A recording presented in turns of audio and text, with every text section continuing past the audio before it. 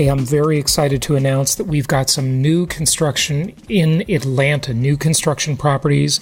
As you may know, we've done hundreds of transactions in Atlanta over the years and have really liked this market. Prices have gone up. It's been difficult to source properties there after doing so much business, and so many of our clients purchased in the greater Atlanta area over the years, and they have become very, I don't want to say very rich, because I don't know the rest of their financial lives, but I know their properties have done extremely well. So we are very excited about this announcement, and I want to welcome our local market specialist who's going to tell us about these new construction properties, brand new stuff. But before we do that, let's talk about the macro real estate market and what's going on, because there are a lot of conflicting messages out there in the media right now. If you listen to the news media, you're going to be hearing about the Case-Shiller Index. And the Case-Shiller Index, at least the primary one that's mostly talked about, only evaluates 20 markets. And of those 20 markets, about 75% of them are cyclical markets. And those are markets that we've never recommended, and they are softening. The middle price properties and the high-end properties are really experiencing some significant softness, as I predicted years ago. They've been overvalued for a while, way past the point of fundamentals. But the complete opposite story is happening in the lower end of the market that makes sense for good rental properties, what we call sometimes workforce housing. Now, I don't know that you'd really call this product we're about to talk about workforce housing, because it's brand new, it's nice areas, it's better than that. But suffice it to say that the good properties with the good rent-to-value ratios are really just booming. I mean, there's very low inventory. Everything's selling, lickety-split. So let's talk about it more. But on the macro picture, what do you think is going on? Would you concur with those statements I made? Yeah, absolutely, Jason. I think the upper end, and if this makes sense, the upper middle end is showing some softenings. I mean, there's definitely some statistics showing we might want to watch this. But as you said, more of the workforce housing, the things that are more affordable, have an absolute need. And mostly for an area like Atlanta, because there's just such a demand of influx. It's the fourth fastest metro growing area in the country. But the upper end stuff is out of reach for a lot of people, as we know, and even the upper middle. So we're really sticking to, as you said, we're in, I consider A neighborhoods now, but we're trying to go more for that workforce level, because that's what the demand is. Yeah, good. Well, it's certainly there. Any thoughts about the real estate market overall? I mean, there's certainly some talk that we're going into a recession, and I wouldn't really disagree with that. I think that the economy has been booming for longer than it should have been, so things are going to change. There's no question. I don't know that they're really changing the way the media portrays it. I don't know that an inverted yield curve is really that meaningful, but maybe it is. Who cares? The properties make sense, and there's a huge shortage of housing like this, right? Yes, and I think it's really important to check what is the growth migration looking like, meaning for areas like Florida, as I know you and I have talked in different conversations about it, there's just such a stunning amount of people going there, and that old supply and demand really plays a part. Can it extend things? And everything I'm seeing for the more affordable stuff, it's going to, because these people need a place to live. And with the jobs coming here and the baby boomer money coming here, there's just a lot of need. So that's why my efforts are in Northeast Florida and the Atlanta area, because I just look at population growth, and it's just a simple math thing. When you look at it, you say these people need a place to live. It just doesn't make sense right now, so we're not going off speculation. Where in other areas where population is actually shrinking, that's something you have to be very, very, very aware of when you're investing. Yeah. As I've talked about quite a bit on the show, people are fleeing these high-tax states. Florida is just picking up New York millionaires like they're going out of style. I mean, they're all moving here, right? And left, right, and center. I don't blame them at all. Georgia is another very attractive market. Atlanta, obviously, it's like the fourth fastest growing city in the U.S., I believe. Maybe you can corroborate that statement. I don't want to be wrong about that. But Atlanta's booming. Okay, suffice it to say, the market is very, very hot there. So then we look at What areas, Atlanta is a giant metro. It's sprawling. It's like Houston, another giant metro area. We've done lots of business in Houston over the years. How do you decide what area within that big metro area? Again, you know me, Jason, by now. For the areas I go, I want to have a strong, steady cash flow, but I want to be poised for growth, even within the city. And what we found was Southwest Atlanta is where most of the growth is going. There were still some land deals that we could find, and the rents were already good and getting better because there's tons of employment there. You're only about 15 minutes from the airport. They're adding a mass transit to extend into Union City, along with a lot of Hollywood stuff that's coming there that we can talk about later in the episode. So we went to Southwest because there's good deals with inside the 285 belt. But inside there can be some unknown rough spots, and we didn't want to risk that. So we focused into Southwest, which would include Union City, Fairburn, and Chattahoochee Hills. And there's some real fascinating things happening out there, not only the lifestyle and the fact that it's close enough but has just such high records on so many different things. It's near this interesting place called Serenbe. And I would tell people to look it up. It's a super high-end self-sustaining community. The village there is beautiful. Say the name again, or maybe spell it if you can. Sure. Serenbe, Serenbe. Serenbe, okay. Yeah, it's in Chattahoochee Hills. It's a super high-end self-sustaining community, which I know a lot of our friends in California are always like, oh, that sounds so cool. But this has a big influence on that area out there because there's so much wealth. A lot of the richest people in Atlanta live there, or they have a second home there. And there's, again, this village center that you can go into. It's beautiful. And it's bringing that influence out to us and influencing kind of our area, which is, again, we like to go to areas where if we can have our cake and eat it too, I want to go to an area of growth where the rents make sense. So Southwest kind of had all those things lining up. So we've focused all of our efforts, not just in Atlanta as a whole, because Jason, Atlanta is big, but Southwest Atlanta is our major focus. We have 3 full-time land guys going around looking for deals all day long for us right there. Okay, so you've got your land acquisition people. You're out there scouting for land deals. You picked this particular, these markets, I should say. You had kind of a story on the way you acquired this land and what happened in the past. And there's still a few, very, very few deals out there that kind of have a little bit of a hangover from the Great Recession, right? Oh, yeah. So there's not many, but if you're going to find them, they're going to be off market. So the first development we're doing is a townhouse project right there in Union City. Now, it was an interesting story. I know you heard tons of these, Jason, 10 years ago, but not many recently. A builder built 32 units, beautiful, between 1,550 square feet to 1,650 square feet. Sold them owner-occupied, had developed out the rest of the neighborhood, but then went bankrupt.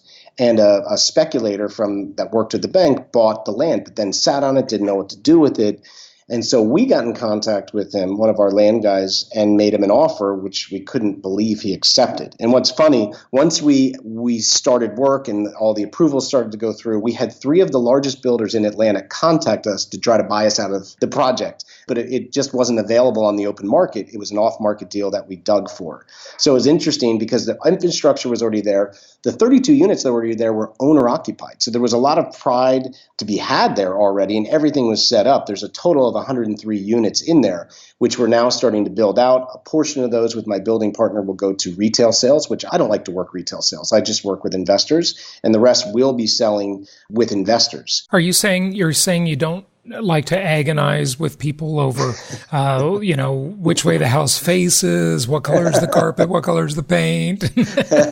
I would say 100% correct. I can't, when I was back in traditional real estate years ago, I can't believe the way people buy a house for themselves. It is so, even the most logical people. Look, I worked in Irvine and Newport Beach, a lot of tech people there, a lot of very intelligent, analytical people.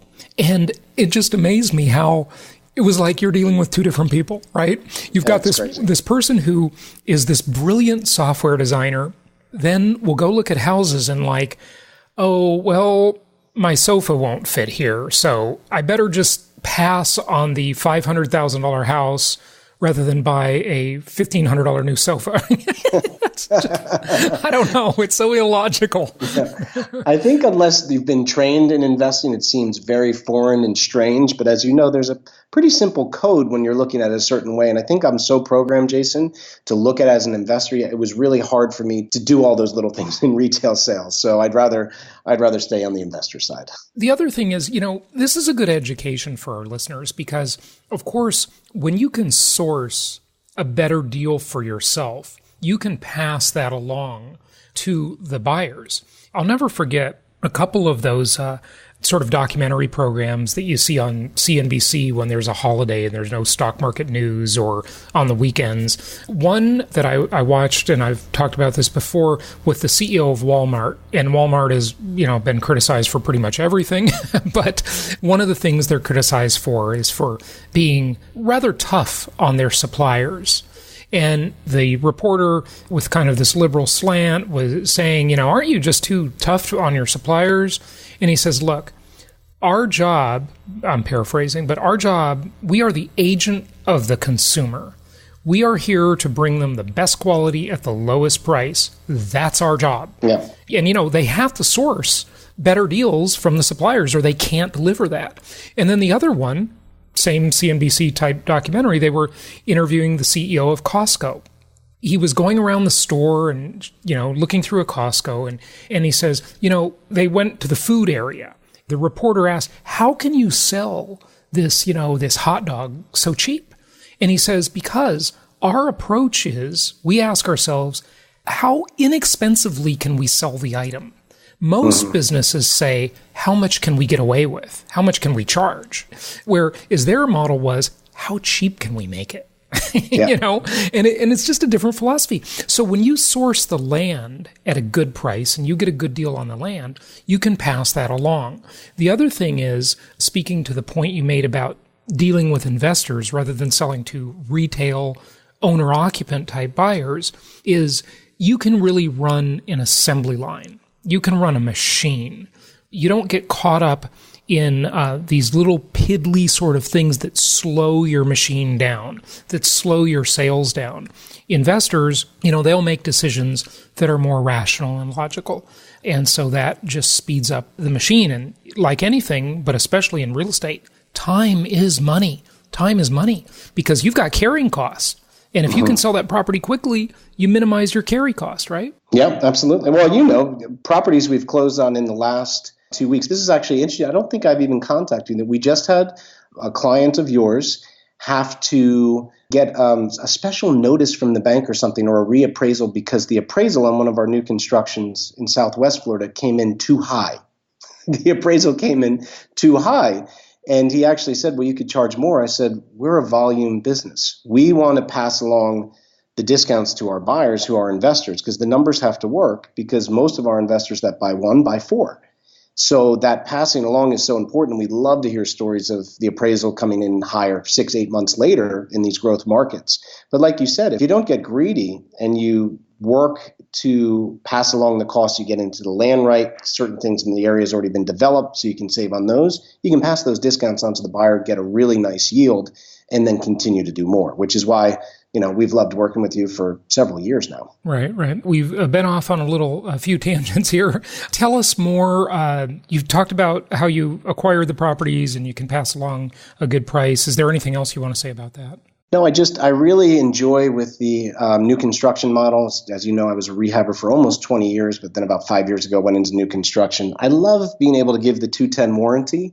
I think that gives a layer of protection for out-of-area investors to give a more steadiness and visibility for what lies ahead. So that's something I encourage for everyone. Just the new construction really has merit if the numbers work, because you do get that extra layer of warranty, which is nice to have. Okay, good. What else about the properties? Anything else you want us to know there? Properties, as you know, this first townhouse complex that we bought out and are building out, we were really happy with the pricing that we got these down to. Again, the models will be in the 1,500 square feet to 1,600 square foot range, and we're building just about $100 a square foot, which, as you know, Jason, is really good. That's for 4-bedroom, 2.5 baths, 3-bedroom, 2.5 baths, with our normal upgrades, as you know, we've really researched that. We always do wood plank flooring. We always do granite countertops, stainless steel appliances, and a nicer master bath with tile, because those were always the things that marked off. So again, we're taking our formula that we've been doing and continuing to do it, because if it's not broke, don't fix it. And we seem to have such a retention and desirability that we're keeping to that model for some people that are already involved with us. We are continuing that same style. Good stuff. Okay, what about your team, the property manager?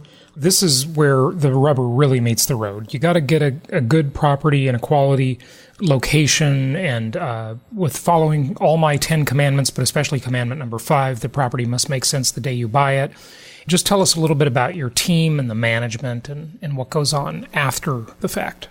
Well, my team here in Northeast Florida, the property management company that I've had a working relationship for a very long time, they're also in Atlanta. They've been there managing for 5 or 6 years already. But we're now, with bringing in new construction, even more excited. So the management team has been up and going. They handled for a number of private fund groups in Atlanta for several years, so they've had a presence there. And now with the new construction, managers love new construction because everybody's happier. The investor, the tenant. So they've had a great track record with us here and for the last 5 years in Atlanta. So we're excited to bring more of the new construction into that. So the people that have probably already worked with me, some people listening out there, it is our same team, just growing our nucleus up that way. And we've already been, again, settled there for quite a few years. Good to hear. Before we wrap it up, let's talk a little bit more about the numbers on the deals, okay, and how those numbers look. You mentioned, I don't know if we did it in this interview, but I know we talked about it directly. I'm not sure if it was on this interview or not. A projected cash-on-cash return of about 10%, I believe. Yep, about 10%, and that's for this first development. We might be able to get them a little higher because we do have 2 developments that we're doing due diligence on behind it. That would be quads, and that would grow it from there. But for this first group of the existing townhouse project, we're looking about a 10% cash on cash, and that's both for the 3 bedrooms and 4 bedrooms. Okay, on the townhome product, one of the things that I do not like is high association fees. And that was one of my concerns about this, but you solved that concern right away, didn't you? Yes, I did. Yeah. Because these are really, I mean, this is, I like HOAs, but I like the minimalist HOA.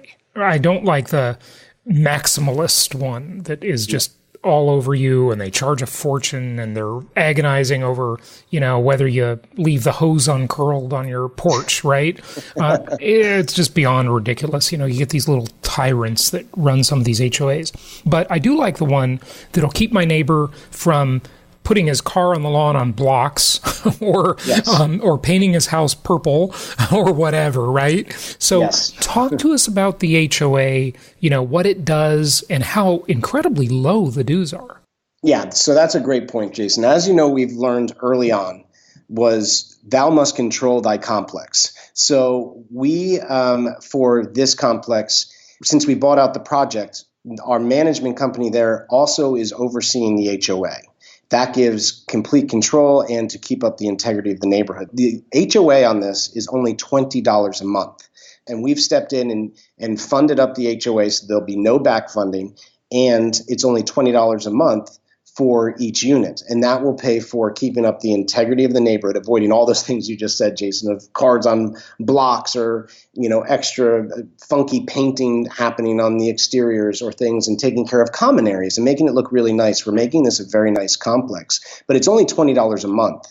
Each individual person will have a normal homeowner's policy on their property for interior and exterior. So in 5 years, if you want to paint the outside, you have to come to the HOA, which is controlled and managed by our property management company, to request the color. So again, little things like that, but we've kept it at a low amount to serve the purpose of really what a HOA was supposed to do, Jason, keep up the integrity of the neighborhood and the common areas. And that's what it'll do. And the individual policies will take care of the unit itself.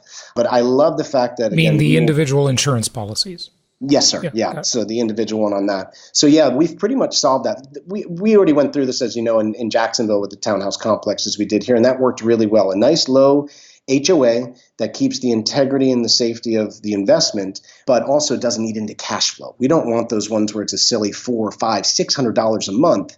And the fact that we control it, we have written the HOA guidelines. Mm-hmm. So that's very good for everyone. And that keeps us in a safe position, but also keeps up the integrity of the neighborhood and the investment. Yeah, and I'll tell you, if you think, depending on where in the country or where in the world you're listening to this, if you think $400, $500, $600 a month is crazy, no, it happens all the time. The first home that I bought in Newport Coast, California, my HOA dues were like $481 a month. And wow. That was in the 90s. Okay. So I can imagine that home today, they're probably paying $600-$700 a month now. It was just incredibly expensive. But I will tell you, Kobe Bryant was my neighbor not too far away. The daughter of the St. John family, the dresses, the famous clothing company, was one of my neighbors too. Not right nearby neighbors, but on the next block over. But yeah, $481 a month in the 90s. So wow. It's amazing how expensive some of them get. Tell us about your track record with our clients in some of our other markets. We had many clients purchase from you in Ocala and some other markets. Had some pretty good results, right? Yeah, and new construction's a little different because you don't close in 30 to 60 days. You're going to wait 6 to 12 months, and people go, is it worth the wait? And now with the stats coming back, we know it is. So for your clients in Ocala, Jason, who closed on that first group of properties, there were several dozen, I think, over the year, the average person was stepping into, once they closed, $25,000 to $30,000 worth of equity. And this was my favorite part. The units were renting for an average of $75 more than we projected the year earlier. That's the advantage of doing new construction in growth markets. And then a client of yours who I know we both know very well, he called very excited to say, what else do you have? Because I just got my appraisal on them when we're closing, and it was $37,000 more than what you contracted the property to me 6 months ago, which is, we're thrilled about that. We're thrilled to hear of the upside occurring because that's what we tell people. Stay with us through the new construction process. You're putting your deposit against a large asset that's an appreciating, scaling up market. So I love to see our new construction model doing what it's supposed to do, be working their money before they even close on it. Yeah, that's phenomenal. It really is. One of our clients, Muthaya, he's been on the show several times. He had an appraisal come in recently, right? That was pretty awesome. Yeah, that's who I didn't know if I was allowed to name him, but Muthaya, we're a big fan of him. He's a client. Yeah, and he said, I want another property because I just got an appraisal for I think it was just at $37,000 more than sales price. So we were thrilled to hear that. $37,000 above the purchase price. Wow, that doesn't happen too often. Sometimes they come in below the purchase price. Exactly. So congratulations to Muthaya on that one and all the people who are getting an extra $75 a month on rent. And you may not think that $75 is a lot, but if the base rent is, for example, $1,000, that's 7.5% more than you expected. And when that trickles down to the cash on cash return, it increases your return phenomenally. I mean, it sounds like just a little bit of money, but when you're leveraging that purchase, that $75 makes a huge difference in the return. And I don't have the calculations in front of me. I wish I did, but that's something we should demonstrate on a future episode. So good stuff. Well, hey, contact our investment counselors about this. If you're not working with one of our investment counselors, just go to jasonhartman.com, fill out any form on our website. We'll be happy to help you with this brand new construction Atlanta properties. The inventory is very limited, so reach out to us today. And we'll be happy to help you. Thanks for joining us and telling us about this. Appreciate it. Thanks for having me, Jason. Appreciate it. Thank you so much for listening. Please be sure to subscribe so that you don't miss any episodes. Be sure to check out the show's specific website and our general website, hartmanmedia.com, for appropriate disclaimers and terms of service. Remember that guest opinions are their own, and if you require specific legal or tax advice or advice in any other specialized area, please consult an appropriate professional. And we also very much appreciate you reviewing the show. Please go go to iTunes or Stitcher Radio or whatever platform you're using and write a review for the show. We would very much appreciate that. And be sure to make it official and subscribe so you do not miss any episodes. We look forward to seeing you on the next episode.